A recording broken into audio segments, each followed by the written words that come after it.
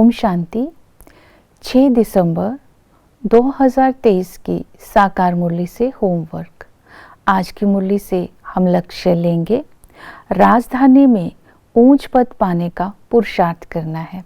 राजधानी में ऊंच पद पाने के लिए आज विशेष अटेंशन देंगे। निरंतर याद, पवित्रता, देही अभिमानी बनकर रहना है, श्रीमत पर चलना है, चक्र को फिराते रहना है और सर्विस में बिजी रहना है। ये बहुत सारे पॉइंट्स बाबा देते हैं, उनमें से किसी एक पॉइंट को भी लेकर के सारा दिन उसको धारणा में लाने का अटेंशन देंगे। जैसे बाबा ने आज निरंतर याद के लिए कहा कि तुम प्रैक्टिकल में अब ईश्वरीय औलाद बने हो, तो बाप को निरंतर याद करते रहना है।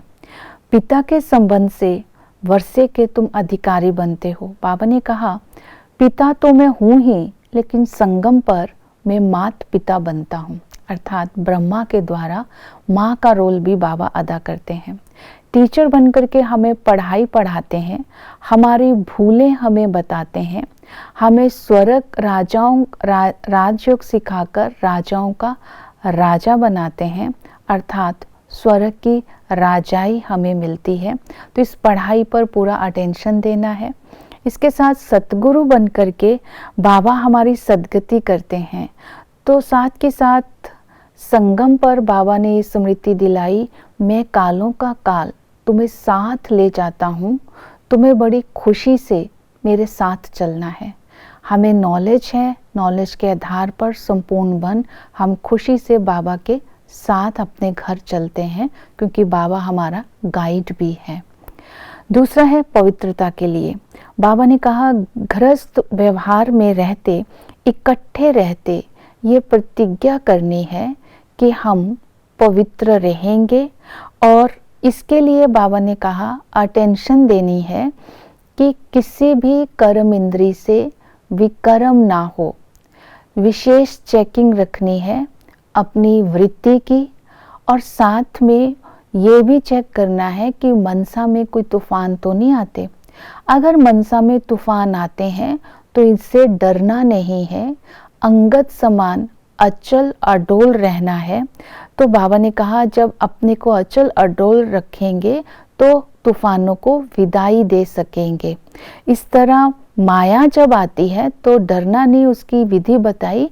ये समझना है माया हमें सहनशीलता का पाठ पक्का कराने के लिए आई है, माया हमें शांति का पाठ पक्का कराने के लिए आई है।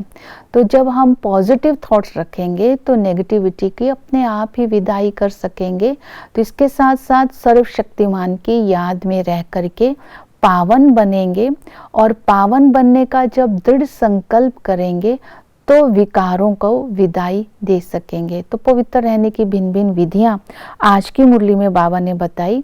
फिर दूसरी विधि बताई कि देही अभिमानी बनने का अभ्यास करना है, अर्थात अपने को आत्मा समझना है कि हर आत्मा का अपना अपना पार्ट है, मैं भी आत्मा हूँ। और बुद्धि में जब आत्म अभिमानी स्थिति में स्थित रहेंगे तो हम अपने को देख पाएंगे। बाबा ने कहा कि जब तुम देही के भान में होते हो तब तुम परिपूर्ण बन सकते हो। इसी स्थिति के अकॉर्डिंग ही भविष्य प्रारब्ध बनती है, क्योंकि हम अपने को आत्मा समझते भी है और बुद्धि की आंख से अपने को आत्मा देखते भी है, और आत्मा जान करके हर कर्म भी करते हैं, क्योंकि हमने अपने को भी जाना है, परमात्मा को भी जाना है। तो देही के भान में रहना उतना ही सहज हो जाता है, और फिर बुद्धि की लाइन क्लियर हो जाती है, तो माया के वार नहीं हो सकता है, हम माया पर जीत प्राप्त कर सकते हैं। तो श्रीमत पर चलना और ही सहज हो जाता है। आज बाप की श्रीमत ही है कि बाप को फारकती नहीं देना है। बाबा ने श्रीमत दी कि जितना तुम बाबा की श्रीमत पर चलोगे तो बुद्धि उतनी ही सतो प्रधान बनती जाएगी। अपना सब कुछ तुम्हें इंश्योर करना है, तो 21 जन्मों के लिए तुम मालामाल हो जाओगे। इस श्रीमत पर आज विशेष अटेंशन देना है।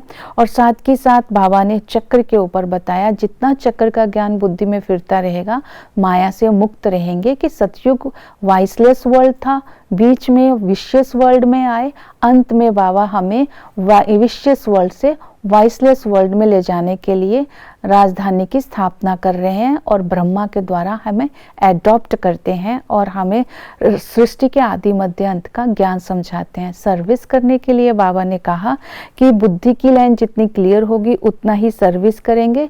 गीता है आदि मध्य अंत का ज्ञान। गीता का ज्ञान किसने दिया है, इस पर समझाना है, ड्रामा के राज को समझाना है। ओम शांति।